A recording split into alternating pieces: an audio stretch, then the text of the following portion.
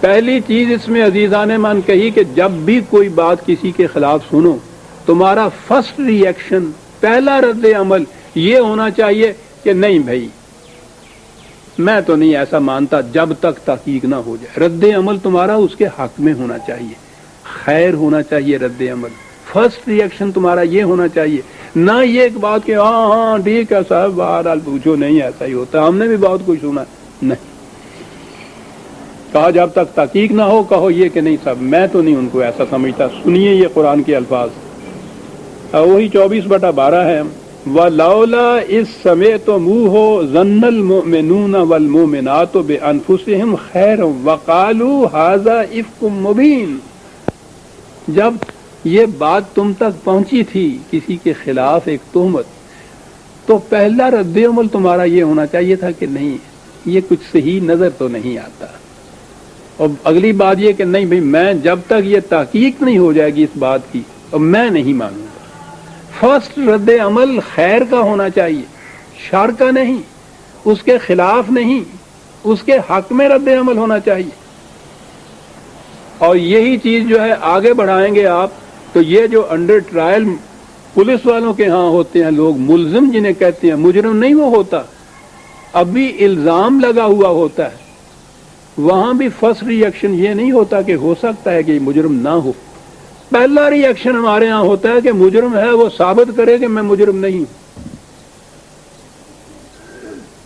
بات بڑی لمبی ہے یہ، قرآن کا نظام عدل جو ہے وہ ملزم کے ذمے یہ نہیں ٹھہراتا، کہتا ہے کہ اس کے متعلق کہ تمہارا رد عمل یہ ہوگا کہ جب تک ثابت نہ ہو جائے جرم مجرم نہیں ہے اس کو قرار دیا جا سکتا، کوئی کسی قسم کی نہ اس کو اذیت پہنچائی جا سکتی ہے، نہ اس کے خلاف پروپیگنڈا کیا جا سکتا ہے، نہ اس کی عزت پہ حرف آنا چاہیے، اسے مجرم نہیں بلکہ اس کو تم معصوم خیال کرو۔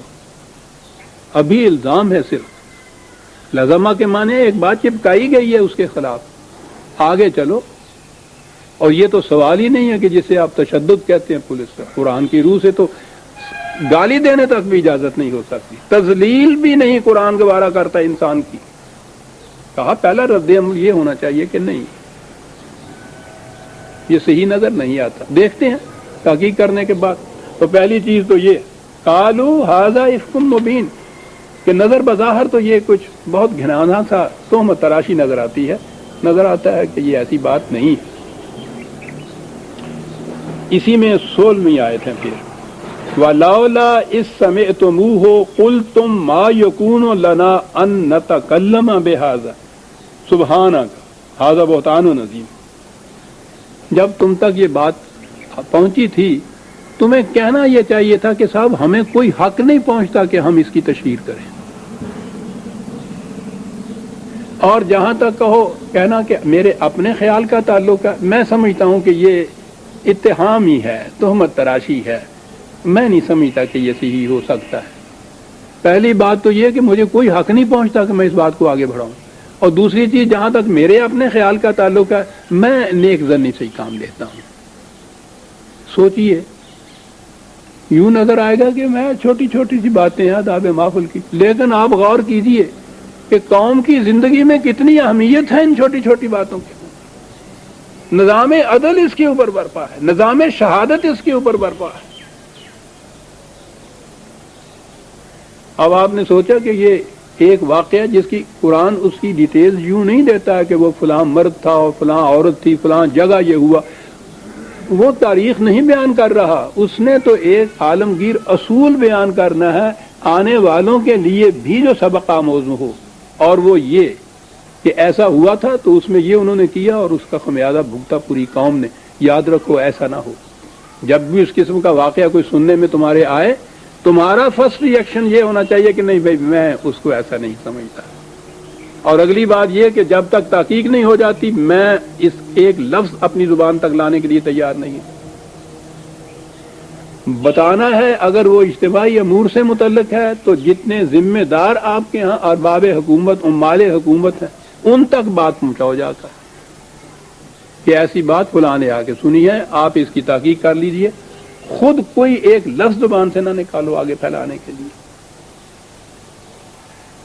غور فرمایا کہ انہیں کس قسم کی تربیت دی جا رہی تھی، ان کی سطح کیا تھی اور تربیت کیا دی جا رہی تھی.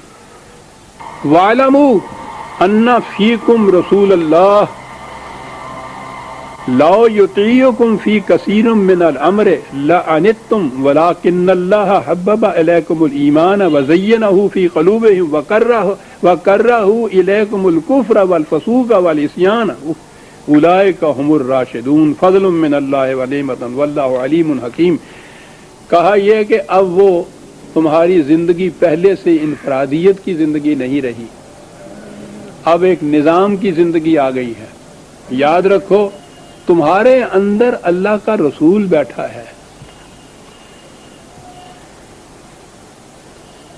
تو پہلی چیز تو یہ آ گئی کہ بہارو کا بندھن ہے.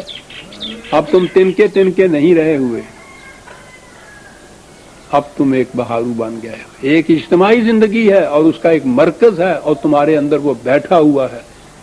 اس لیے اب انفرادی طور پہ یہ مت کرو. اب پھر دیکھ لیجئے کہ فیکم رسول جو ہے، تمہارے اندر رسول ہے.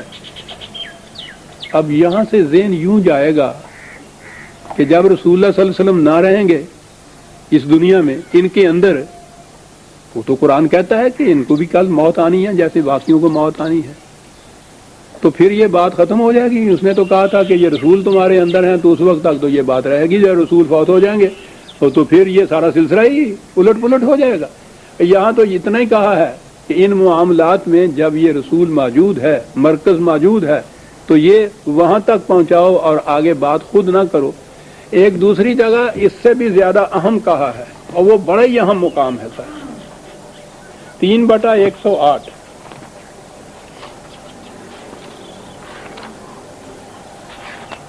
بڑا اہم مقام ہے عزیزان ایمان، اور وہاں سے بڑی ٹھوکریں لگی ہیں لوگوں کو. 3/100 8 نہیں. وَكَيْفَ تَكْفُرُونَ وَأَنْتُمْ تُتْلَى عَلَيْكُمْ آيَاتُ اللَّهِ وَفِيكُمْ رَسُولُهُ. کہا تم کیسے کافر ہو سکتے ہو، تم کیسے دین کو چھوڑ سکتے ہو. دو باتیں ہیں تمہارے پاس. ایک تو کتاب اللہ موجود ہے، اس کے احکام تمہارے سامنے پیش کیے جاتے ہیں. کتاب اللہ موجود ہے پہلی بات. وَفِيكُمْ رَسُولُهُ، اور تمہارے اندر اس کا رسول بیٹھا ہے. تو پھر تم کیسے کافر ہو سکتے ہو، تم کیسے اس دین کو چھوڑ سکتے ہو. تو گویا یہاں سے ہوا دو شرطیں ہو گئی. ایک تو وہ قرآن ہے جو پیش کیا جاتا ہے، اگلی چیز یہ ہے تم میں رسول ہے، موجود ہے. تو اب یہاں سے وہ بات پیدا ہوئی جو ہوتی چلی آ رہی ہے، اور پوچھو نہیں کتنی باتیں اس کی ہوتی ہیں کہ یہ تو قرآن نے مشروط قرار دیا ہے، فیکم رسول، تمہارے اندر رسول ہے. اور جب رسول اللہ نہ رہیں گے تو پھر تو یہ نظام ہی ختم ہو جائے گا. کیف تکفرون کہا ہے کہ تم کیسے کافر ہو سکتے ہو جبکہ رسول تمہارے اندر موجود ہے. جب نہیں رہے گا تو پھر کہہ دیا نا کہ پھر اس کا امکان ہے نا تم کافر ہو جاؤ، کیونکہ ایمان تو مشروط تھا دو چیزوں سے. قرآن رہے جزدانوں میں بند، جب فیکم رسول نہیں رہا تمہارے اندر رسول تو پھر تو معاملہ ہی ختم ہو گیا.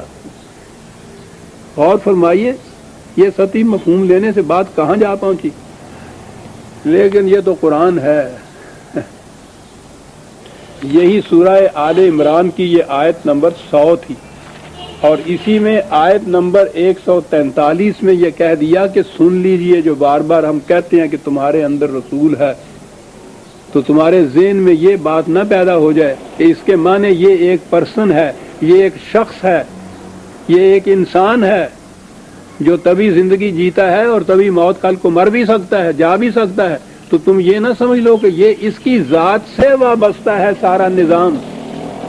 یہ چلا گیا تو یہ سلسلہ درہم برہم ہو جائے گا. عزیزان ایمان اسی صورت میں چند ہی آیتیں آگے جا کے کہا وَمَا مُحَمَّدٌ إِلَّا رَسُولٌ قَدْ خَلَتْ مِن قَبْلِهِ الرُّسُلُ أَفَإِن مَّاتَ أَوْ قُتِلَ انقلبتم عَلَىٰ أَعْقَابِكُمْ.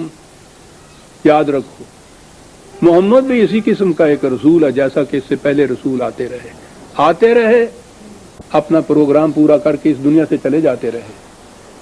تو کل کو اگر یہ بھی مر جائے یا قتل کر دیا جائے تو تم یہ سمجھو گے کہ یہ تو اس کی ذات کے ساتھ وابستہ تھا سارا نظام، یہ جب نہیں رہا، وہ نظام بھی نہیں رہا، تو پھر تم اپنے اسی پرانے عہد جاہلیت کے نظام کی طرف پلٹ جاؤ گے۔